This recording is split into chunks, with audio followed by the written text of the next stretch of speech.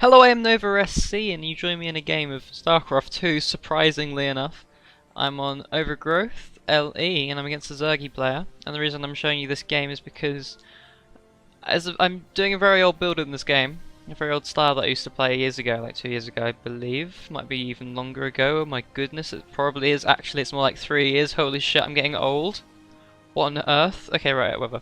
So, I'm just going to show you this build because I was surprised it actually works. I did this on ladder, just spontaneously because I'm a spontaneous sort of guy. Oh my god, and yeah, it worked out fine in the end. So I was happy with that.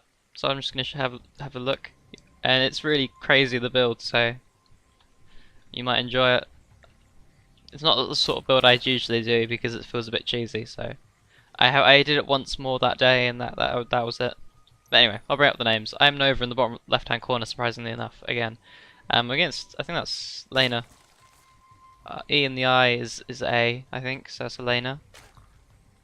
Yeah, with 2 eyes.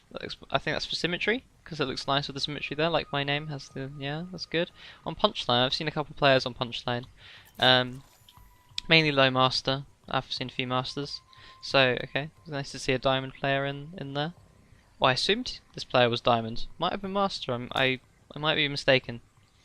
Most of my players are either low master or diamond, so could be either of those.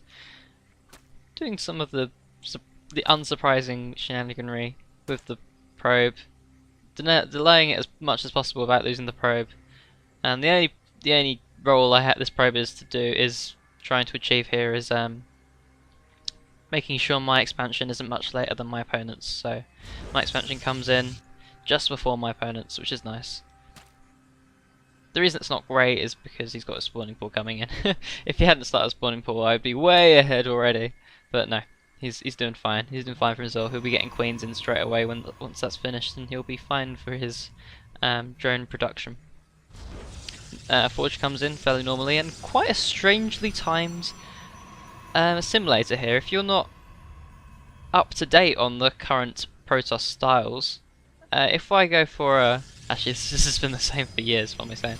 But usually what you do after a Forge Fast Expand is take both of these around 18 to 20 supply, but this is a single assimilator of around 17 supply, so what was going on?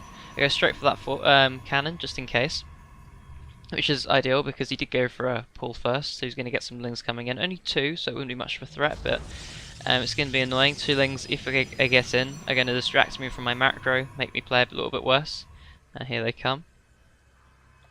But I'm going to be fine. Cannon's finishing up. I can even throw a pylon in to block that. He'd be a fool to move in right now, and quite correctly he moves out. Simulator mining a few bits of gas. I'm up to 84 gas. Not the most exciting thing to point out, but it is definitely true. 3 hatcheries coming in from my opponent, which is fine because I've gone for the Forge Fast Expand. I can't put much pressure on early. But what's this? A gateway. I've been staring at this for a few seconds. I didn't point it out. I'm not sure why, but yes, this is the second gateway. So this is actually going to be a 2-gate pressure, which is very unlike any sort of style we see from pro players. Good thing I'm not a pro player by any sense of the word. I've stopped mining from this gas geyser, strangely, once I've mined 100. So, what's that going to mean? That means I can support 2 gateways, chrono boosting out zealots, and continue pro production. That's only if I take guys out of gas and don't tech up or anything. Because I'm not getting a cybernetic score, I'm just getting zealots, I'm just getting that +1 upgrade. And weirdly, even though this attack clearly revolves around the +1 upgrade, I'm not chrono boosting out the weapons at all. I'm just chronoing out zealots. So speed of this attack isn't as important. It's just going to be nice and big and beefy and force a big response. Let's see what my opponent sees. Does he see the zealots? Oh, I'm just interested. Oh, he sees the zealots. Well, that is embarrassing for me. I moved the zealots back in case the Ling saw it, but he could just see plainly with the the Overlord. He thought he could move in once the zealots had moved away. If the cannon wasn't there, that'd be true.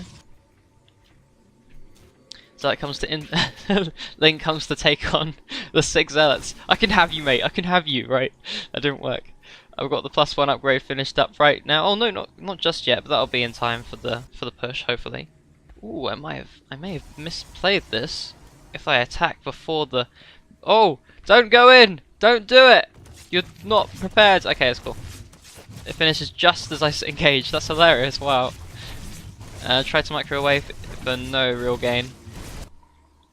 Behind this, I've thrown down the mothership, the cybernetics core, and I've gotten all 4 gas now. So I'm reducing my. I'm going to be producing tech mighty soon.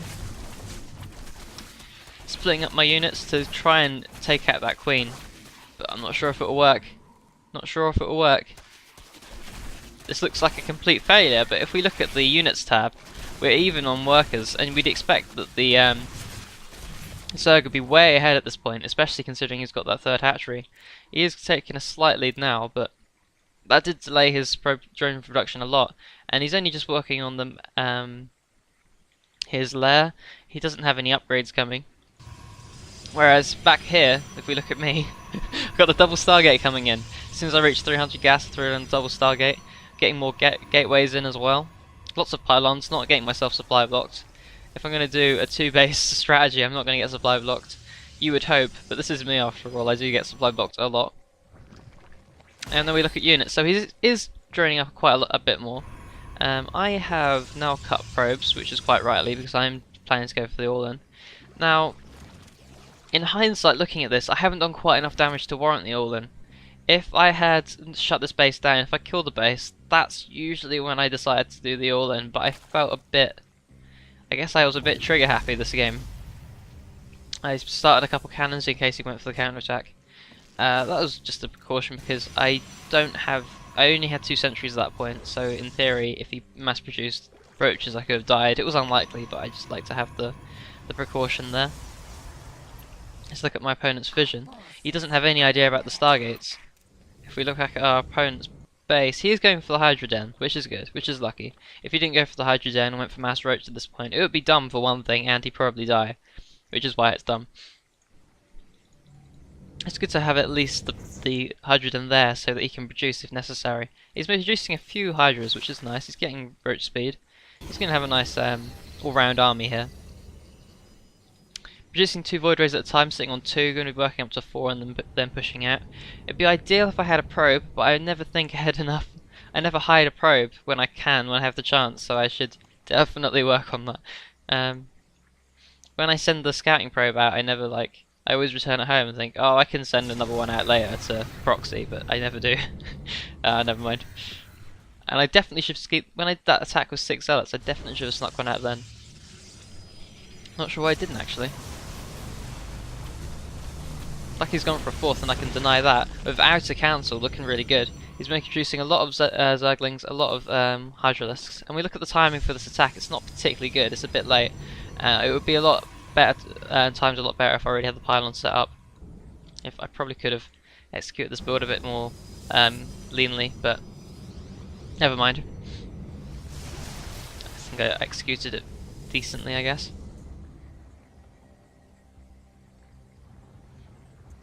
So now I have to bait the units into a choke so that I can force field them. Now, it sounds a bit stupid, but this isn't the easiest of all-ins to execute.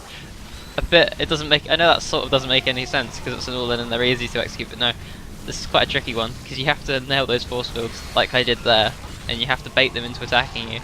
And Void Rays are going to be finishing off these roaches, and you have to really be not too committal because it looks like I can do a lot of damage here, but if a lot of lings spawn and take care of the zealots and lots of hydras spawn, he's going to take out my Void Rays really quickly because they are very squishy and not very strong.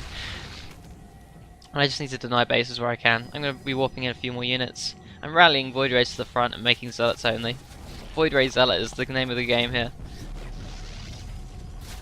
Another variant of this is you can just go Phoenix Zealot, which is also pretty strong, but obviously Phoenix are going to be better against the Hydras than Void Rays. But the reason I'm not too worried about countering the Hydras is because the Zealots are so good against the Hydras, as you can see here.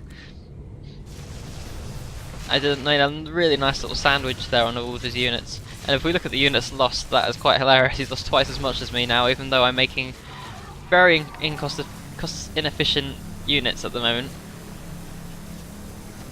Zealots tend to just run away and die immediately, whereas Void Rays are really squishy and die very quickly to Hydralisks. So it doesn't look like this should work, but it somehow works. And I don't think he's very happy with himself. Back home, I just made +1/+1 upgrades, and that's it. I'm just going to make producing mass units. Not sure how I feel about the armor actually, but that's fine. If he makes Zerglings, which have got +1 upgrades, I guess the armor then sort of helps out a bit. Put on the Zealots, but other than that, just because Messic's really not making a huge amount of difference. I make sure I focus down the Spore Crawlers at this point because I know that I have an overwhelming number of Void Rays. And he's not really focus firing the Void Rays. He hasn't really focus fired the Void Rays very much this game, which is a problem. His micro wasn't fantastic, to be honest. Neither was mine, apart from the few force fields, but yeah, it worked so nicely in the end. So, I hope you enjoyed that game. You can do this. It does work on occasion, but it's really hard to execute because you have to attack quickly, and you have to know when you can all in and when you can't. Which is, I shouldn't have been able to all in at this point because he had the hatchery, he had enough production to hold us off, unfortunately. So this was a bad call from me, but it did work out in the end because the power of Protoss and all. And yeah, lots of Void Rays coming rallied up. My macro was a bit horrible, but never mind. You can sort of forgive that because I was microing so much. Had to micro back all the Void Rays, get all the force fields, make sure I got sandwiches on the Hydras with the Zealots. Yeah, I'll stop talking.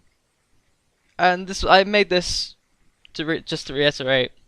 I didn't explain it properly at the beginning. I'm uploading this because I uploaded a few live games, like first-person games, of me trying this build and failing horrifically. So this is how it should work. It should work this way. Of course, I'm not saying it's good.